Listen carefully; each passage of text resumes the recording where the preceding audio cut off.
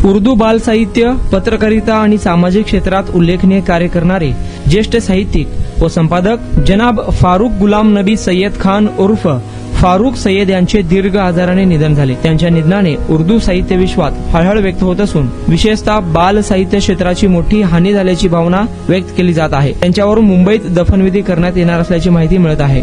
फारुख सय्यद यांनी आयुष्यभर उर्दू भाषेच्या संवर्धनासाठी कार्य केले। मुलांच्या साहित्यिक व वैचारिक जडणघडणीसाठी त्यांनी विशेष योगदान दिले।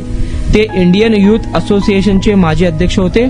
तसेच उर्दू टाइम्सचे माजी संपादक आणि गुलबुटे या मासिकाचे संपादक म्हणून देखील त्यांनी काम पाहिले होते। सौम्य स्वभावामुळे आणि आपुलकीच्या वागणुकीमुळे ते साहित्यिक, पत्रकार आणि मित्रपरिवारात अत्यंत लोकप्रिय होते। जुन्या मित्रांना प्रेमाने भेटणे, गुरुजनांविषयी आदर बाळगणे आणि प्रत्येकाशी जिव्हाळ्याने संवाद साधणे हे त्यांच्या व्यक्तिमत्वाचे वैशिष्ट्य मानले जात होते। त्यांच्या निधनाबद्दल विविध सामाजिक, साहित्यिक आणि पत्रकारिता क्षेत्रातील मान्यवरांकडून शोक व्यक्त करण्यात येत आहे। उर्दू बाल साहित्यातील एक तेजस्वी तारा हरपला अशा शब्दात अनेकांनी त्यांना श्रद्धांजली वाहिली आहे।